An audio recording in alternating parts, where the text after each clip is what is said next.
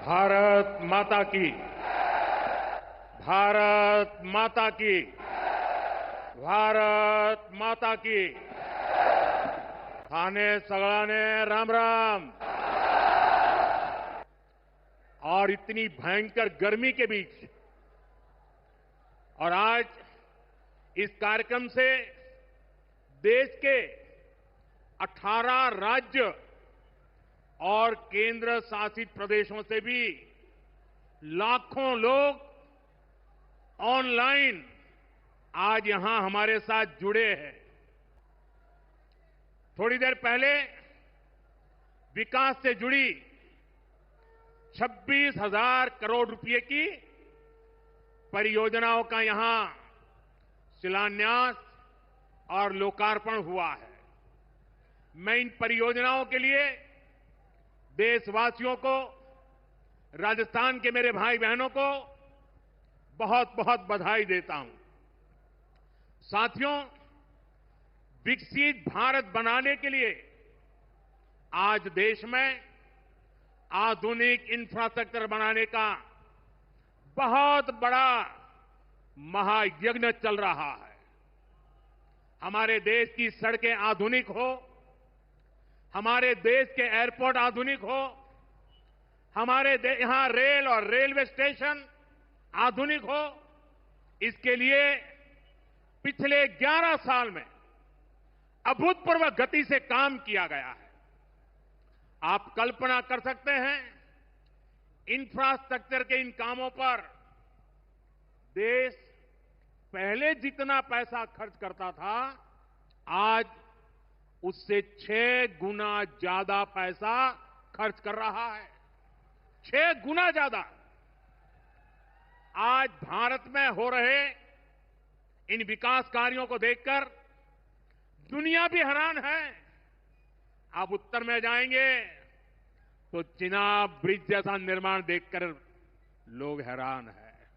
पूर्व की तरफ जाएंगे तो अरुणाचल की सेला टनल, असम का बोगीबिल ब्रिज आपका स्वागत करते हैं। पश्चिम भारत में आएंगे तो मुंबई में समंदर पर बना अटल सेतु नजर आएगा। सुदूर दक्षिण में देखेंगे तो पंबन ब्रिज मिलेगा, जो अपनी तरह का देश का पहला ब्रिज है। साथियों, आज भारत अपनी ट्रेनों के नेटवर्क को भी आधुनिक कर रहा है। ये वंदे भारत ट्रेनें, अमृत भारत ट्रेनें, नमो भारत ट्रेनें, ये देश की नई गति और नई प्रगति को दर्शाती है। अभी देश में करीब 70 रूट पर वंदे भारत ट्रेनें चल रही है। इसे दूर सुदूर के इलाकों में भी आधुनिक रेल पहुंची है।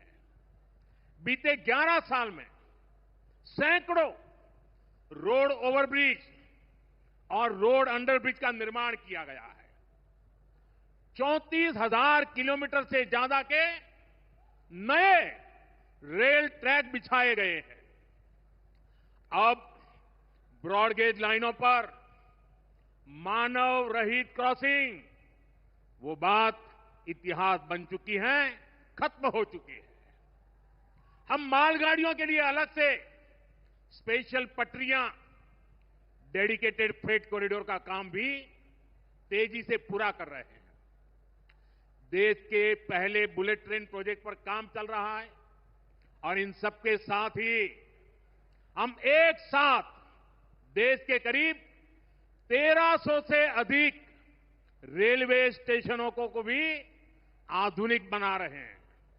साथियों, आधुनिक हो रहे इन रेलवे स्टेशनों को देश ने अमृत भारत स्टेशन का नाम दिया है। आज इनमें से 100 से अधिक अमृत भारत स्टेशन बनकर के तैयार हो गए हैं। सोशल मीडिया पर भी लोग देख रहे हैं कि इन रेलवे स्टेशनों का पहले क्या हाल था और अब कैसे इनकी तस्वीर बदल गई है। साथियों, विकास भी विरासत भी इस मंत्र का इन अमृत भारत रेलवे स्टेशनों पर उसका नजारा साफ साफ दिखाई देता है। ये स्थानीय कला और संस्कृति के भी नए प्रतीक है। जैसे राजस्थान के मांडलगढ़ रेलवे स्टेशन पर महान राजस्थानी कला संस्कृति के दर्शन होंगी। बिहार के थावे स्टेशन पर मां थावे वाली के पावन मंदिर और मधुबनी चित्रकला को दर्शाया गया है। मध्य प्रदेश के ओरछा रेलवे स्टेशन पर आपको भगवान राम के आभा का एहसास होगा। श्रीरंगम स्टेशन का डिजाइन भगवान श्री रंगनाथ स्वामी जी के मंदिर से प्रेरित है। गुजरात का डाकोर स्टेशन रणछोड़राय जी से प्रेरित है।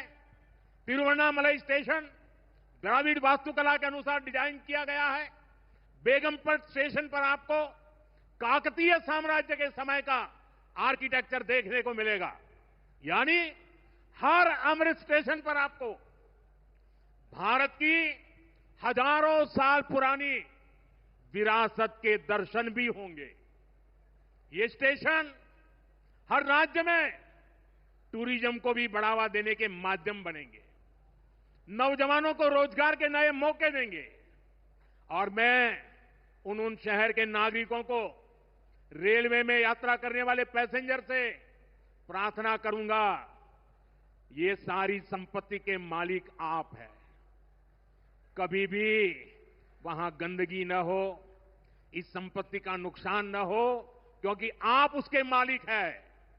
साथियों, इंफ्रास्ट्रक्चर बनाने के लिए जो पैसा सरकार खर्च करती है वो रोजगार भी बनाता है, व्यापार कारोबार भी बढ़ाता है। जो हजारों करोड़ रुपए सरकार लगा रही है, ये पैसा मजदूर की जेब में जा रहा है, ये दुकानदार को मिल रहा है, दुकान और फैक्ट्री में काम करने वाले लोगों को मिल रहा है।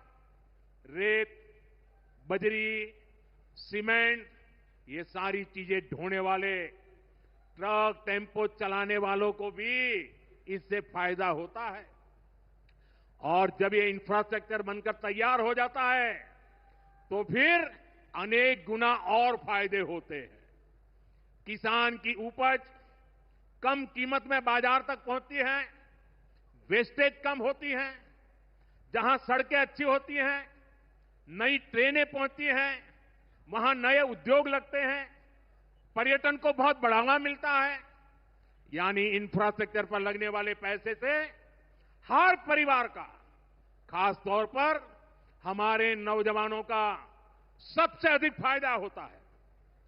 साथियों, इंफ्रास्ट्रक्चर पर जो काम हो रहा है उसका हमारे राजस्थान को भी बड़ा लाभ मिल रहा है। आज राजस्थान के गांव-गांव में अच्छी सड़कें बन रही हैं, बॉर्डर के इलाकों में भी शानदार सड़कें बन रही हैं।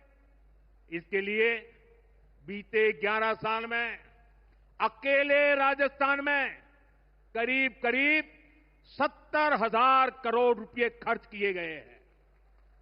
राजस्थान में रेलवे के विकास के लिए भी केंद्र सरकार इस साल करीब 10,000 करोड़ रुपए खर्च करने जा रही है। ये 2014 से पहले की तुलना में 15 गुना अधिक है। अभी थोड़ी देर पहले ही यहां से मुंबई के लिए एक नई ट्रेन को हरी झंडी दिखाई गई है। आज ही कई इलाकों में स्वास्थ्य, जल और बिजली से जुड़ी योजनाओं का शिलान्यास और लोकार्पण हुआ है। इन सारे प्रयासों का लक्ष्य है हमारे राजस्थान के शहर हो या गांव तेजी से उन्नति की ओर बढ़ सके। राजस्थान के युवाओं को उनके शहर में ही अच्छे अवसर मिल सके। साथियों, राजस्थान के औद्योगिक विकास के लिए भी डबल इंजन सरकार तेजी से काम कर रही है। अलग अलग सेक्टर्स के लिए यहां भजनलाल जी की सरकार ने नई औद्योगिक नीतियां जारी की है। बीकानेर को भी इन नई नीतियों का लाभ मिलेगा। और आप तो जानते हैं जब बीकानेर की बात आती है तो बीकानेरी भुजिया का स्वाद,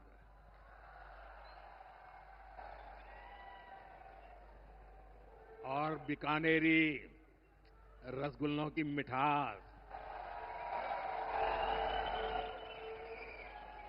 विश्व भर में अपनी पहचान बनाएगी भी और बढ़ाएगी भी। राजस्थान की रिफाइनरी का काम भी अंतिम चरण में है। इससे राजस्थान पेट्रोलियम आधारित उद्योगों का प्रमुख हब बनेगा।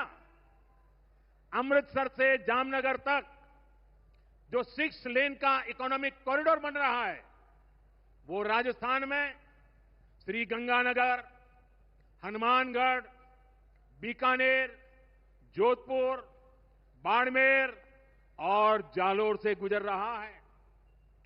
दिल्ली मुंबई एक्सप्रेसवे का काम भी राजस्थान में लगभग पूरा हो गया है। कनेक्टिविटी का यह अभियान राजस्थान में औद्योगिक विकास को नई ऊंचाई पर ले जाएगा। साथियों, राजस्थान में पीएम सूर्यघर मुफ्त बिजली योजना भी तेजी से आगे बढ़ रही है। इस योजना से राजस्थान के 40,000 से ज्यादा लोग जुड़ चुके हैं। इससे लोगों का बिजली बिल जीरो हुआ है और लोगों को सोलर बिजली पैदा करके कमाई का नया रास्ता भी मिला है। आज यहां बिजली से जुड़े कई प्रोजेक्ट का शिलान्यास और लोकार्पण हुआ है। इनसे भी राजस्थान को और ज्यादा बिजली मिलेगी। बिजली का बढ़ता उत्पादन भी राजस्थान में औद्योगिक विकास को नई गति दे रहा है। साथियों, राजस्थान की ये भूमि रेत के मैदान में हरियाली लाने वाले महाराजा गंगा सिंह जी की भूमि है।